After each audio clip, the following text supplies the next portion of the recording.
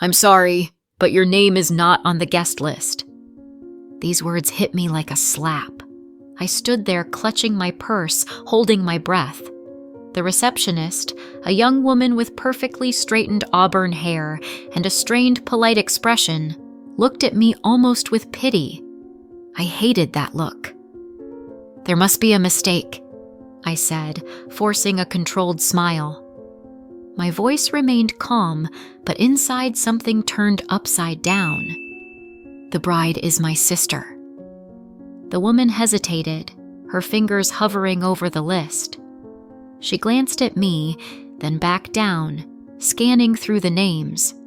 But I already knew from the first hesitation, from the change in her expression, she wouldn't find me on that list.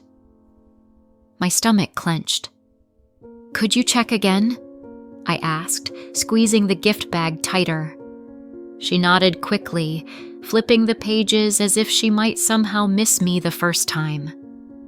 Seconds stretched unbearably long.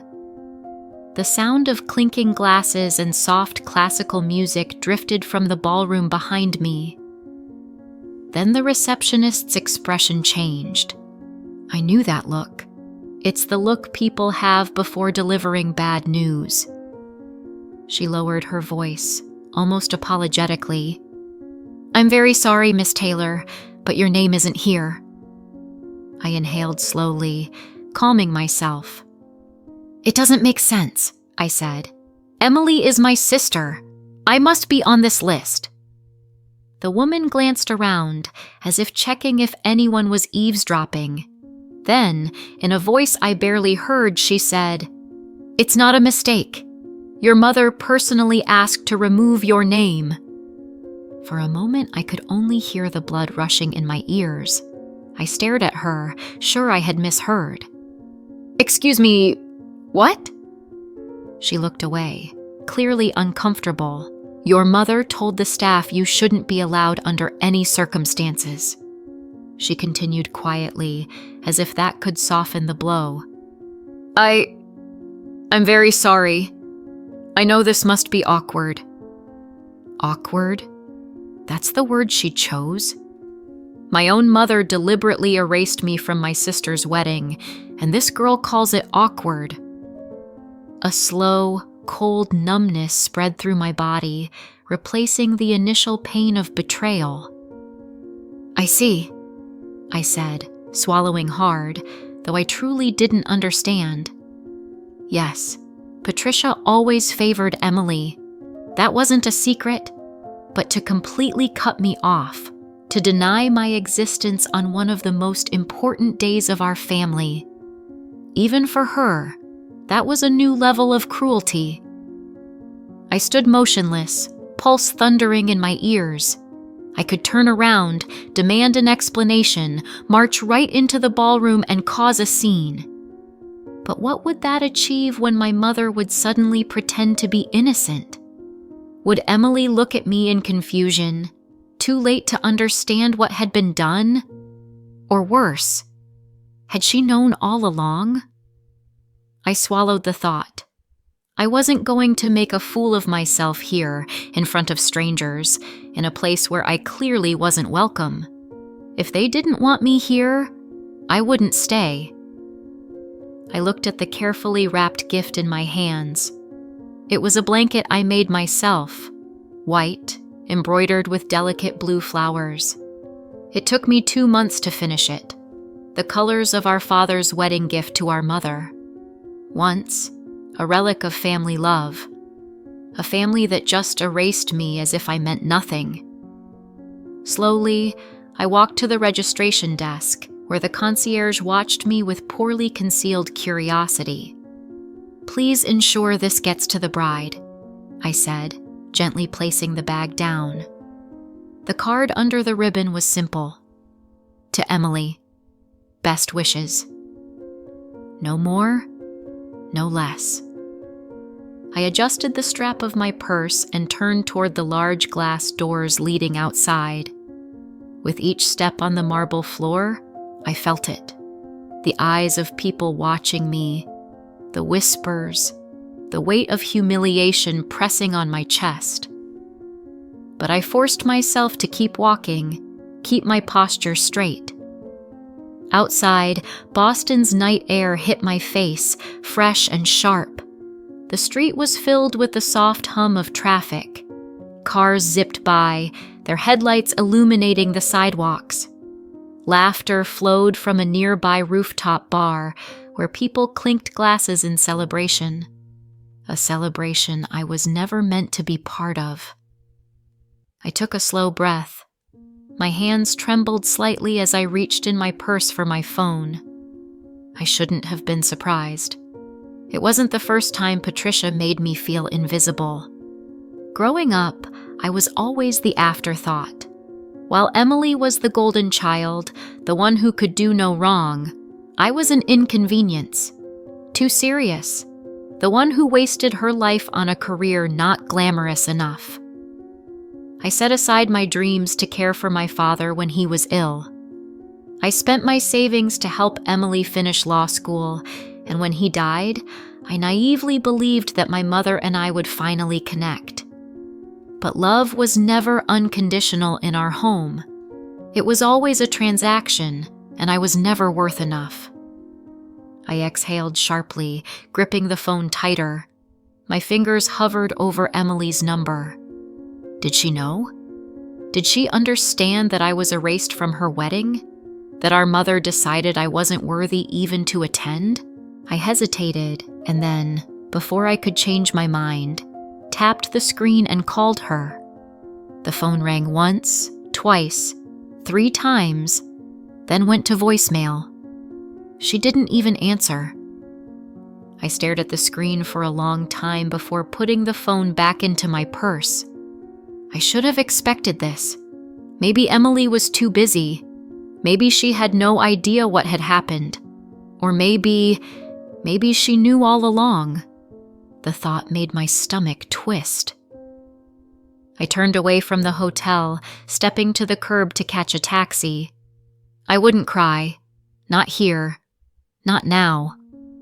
But one thing was clear. If they erased me from their lives, I would make them regret it.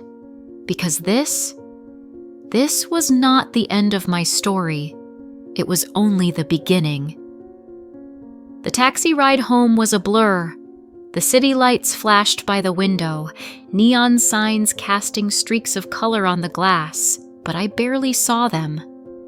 My fingers tapped restlessly on my purse, thoughts swirling through every possible explanation. I could still hear the administrator's words. "Your mother personally asked to remove your name." I exhaled slowly, my breath trembling as I pressed my forehead against the cool window glass. Patricia erased me not only from the wedding, but from the very idea of what family meant. And the worst part? I should have seen it coming. Patricia Taylor never hid that I was an inconvenience to her. Emily was always her perfect child, the golden daughter who could do no wrong, the one who followed a carefully laid path. Private school, Ivy League law degree, fiancé with an impressive last name, and I was an afterthought, the girl who wasted her potential on a mediocre nursing career instead of something prestigious, the one who threw away her youth, caring for a dying father instead of chasing ambitions, the one who was never enough. But what haunted me most wasn't the favoritism. It was the lies. Because now I began to understand. I wasn't just ignored. I was actively erased. I pulled out my phone, scrolling through years of messages, old conversations that suddenly took on a new meaning. "Hey, I sent you a birthday gift. Let me know if you got it. Thinking of you today. Let's meet soon." Read at 9:43 p.m. No response. "Hope the bar exam went well. I'm so proud of you." Not delivered. For years, I told myself Emily was just busy, that law school consumed her life, that work was too demanding. But what if she never received those messages? What if Patricia filtered everything, ensuring I remained nothing more than a distant shadow in Emily's life? A ghost of a sister? I shoved the phone back into my purse, suppressing the nausea rising in my throat. I needed to stop thinking and start finding answers, and I knew exactly where to start. As soon as I entered my apartment, I headed straight to the bookshelf. Between old medical textbooks and unfinished novels was a small wooden box. I took it down, my hands steady despite the fire burning in my chest. Inside, neatly folded, were all the receipts, every bank statement, every check I'd written for Emily over the years. Her tuition, her rent when she struggled in law school, her textbooks. I sacrificed my savings, my security, my future to make sure she had every chance to succeed. And in return, I was erased from existence. I inhaled sharply, keeping my anger in check. I wasn't going to waste energy on emotions that wouldn't help. This was more than betrayal. It was theft. I placed the box on the table and opened my laptop. If Patricia went to such lengths to erase me, I was going to make sure she regretted it. I wasn't interested in revenge for pettiness. I wanted justice. I wanted the truth. I wanted Patricia to understand. I wasn't someone who quietly disappears. The next few hours, I spent methodically assembling documents. Every check, every transfer, every piece of evidence of my support for Emily. I compiled a spreadsheet, totaling amounts that made my head spin. Almost $60,000 over the last 5 years. Money I could have spent on my own education, buying a home, creating a future. But it wasn't just about the money. I opened a folder of photos on the computer. Here was Emily and me at high school graduation, her hand on my shoulder. Here, we celebrated her acceptance into law school. And here was the last photo of us together, at our father's funeral. After that, nothing. As if I ceased to exist. I picked up the phone and dialed the number of my friend Mike, who worked at a law firm. 3 rings, and he answered. "Hey, stranger, what's going on?"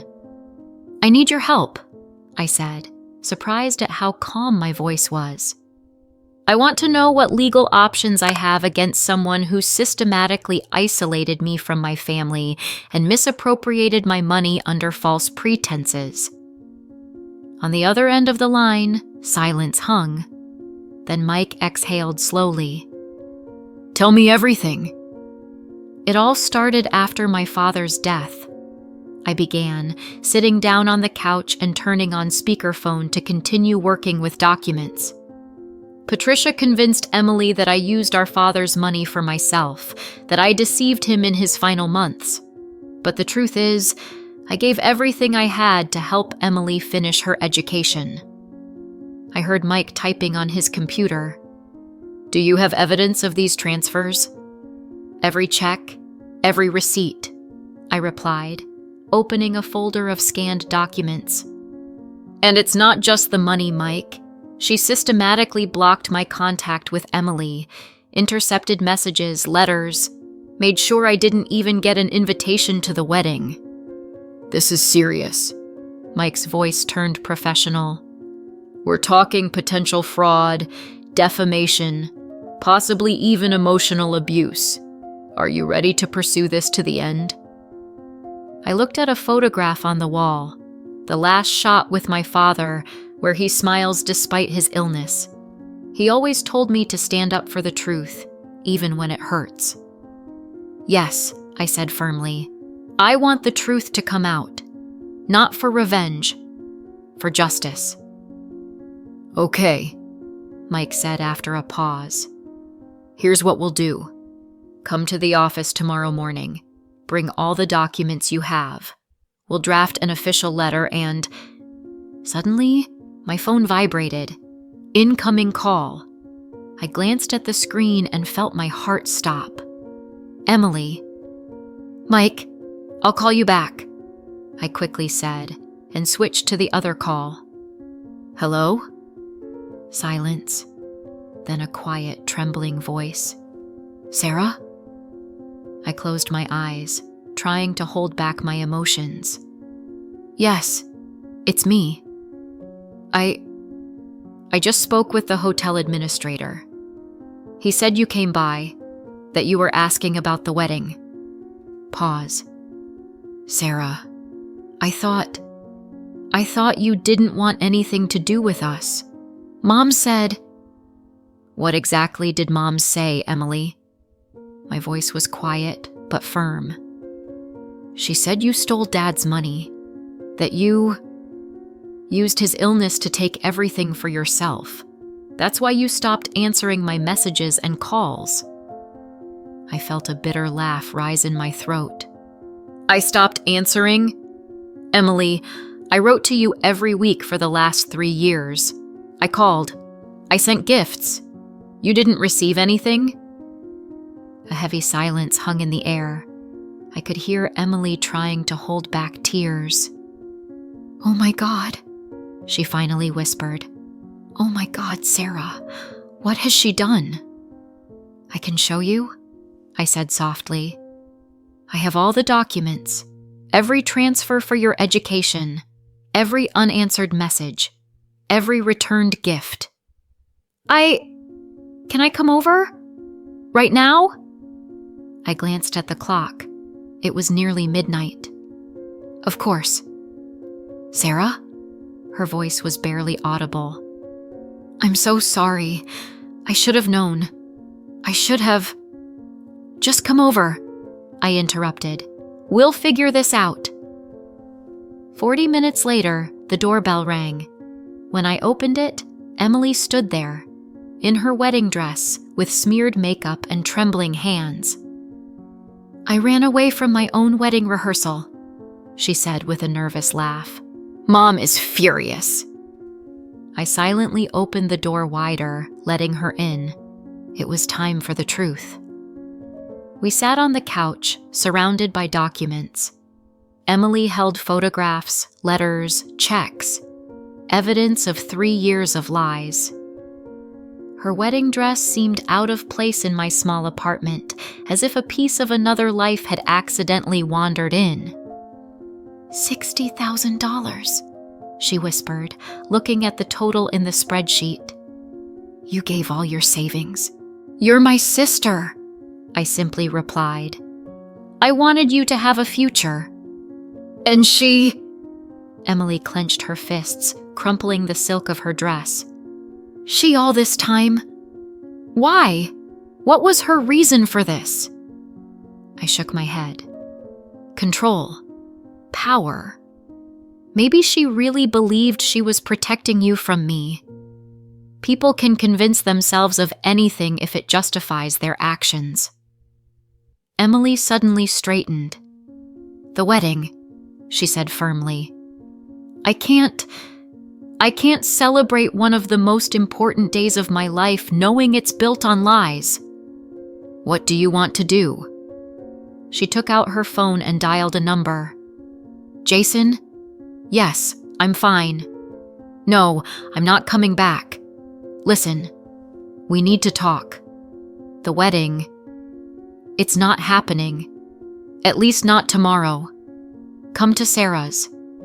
Yes. I'll explain everything. An hour later, Jason sat with us, silently going through the documents. His bow tie was undone, his shirt sleeves rolled up.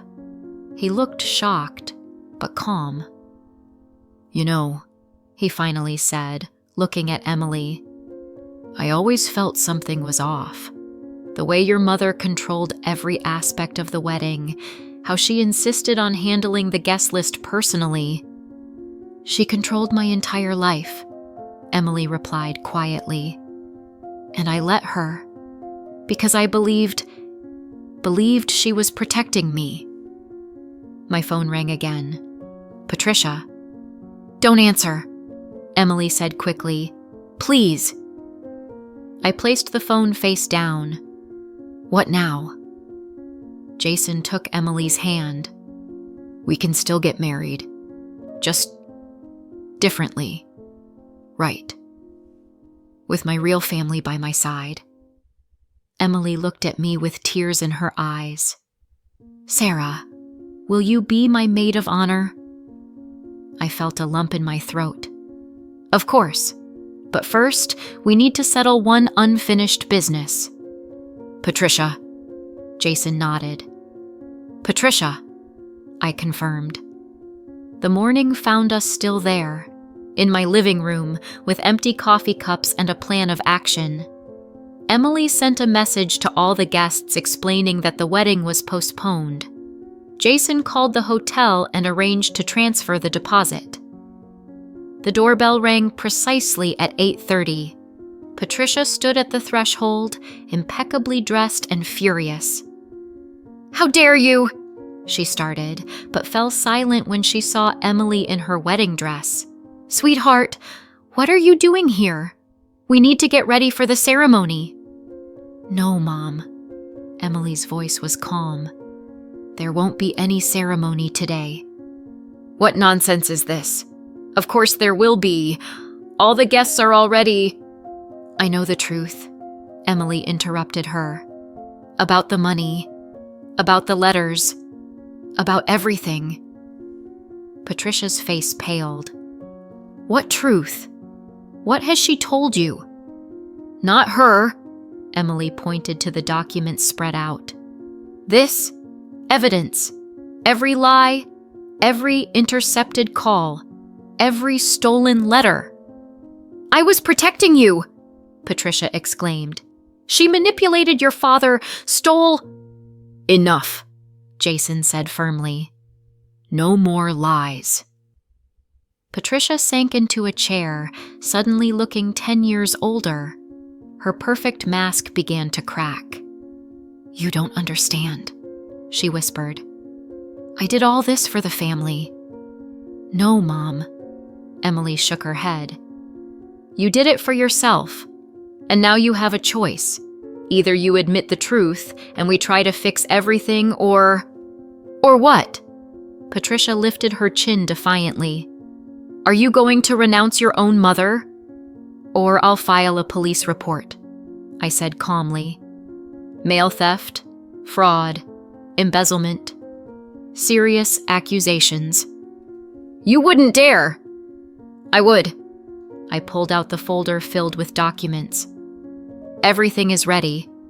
The choice is yours." A long silence fell. Patricia shifted her gaze from me to Emily, then to the documents. Her voice trembled. "I never wanted— It all got out of control." "Yes, Mom," Emily said softly. "It did. And now it's time to fix it." "Where do we start?" Patricia asked after a long silence. Her voice sounded strangely uncertain. "With the truth?" Emily replied. "The whole truth. About Dad. About the money. About the letters. About everything." The next 2 hours were painful. The story unfolded like an old photograph, faded at the edges. Patricia's jealousy over her husband's closeness to his first daughter, the fear of losing control, small decisions that turned into a big lie. "I believed I was protecting you," Patricia said in the end. "But now I see I was only protecting myself." "What's next?" Jason asked, holding Emily's hand tighter. "Therapy," I said firmly. "Family therapy. All of us." "And the wedding," Emily added. "But not today. And not the way you planned it, Mom. A real one. An honest one." Patricia nodded, wiping away tears. "I agree. I'll agree to everything." Outside, a new day was beginning. The sun illuminated Emily's crumpled wedding dress, the documents on the table, our tired faces. The day that was supposed to be a wedding day became a day of truth. And maybe that was even better. Did you like the story? Write your opinion in the comments. Don't forget to subscribe to the channel and turn on notifications so you don't miss the next interesting story. See you tomorrow.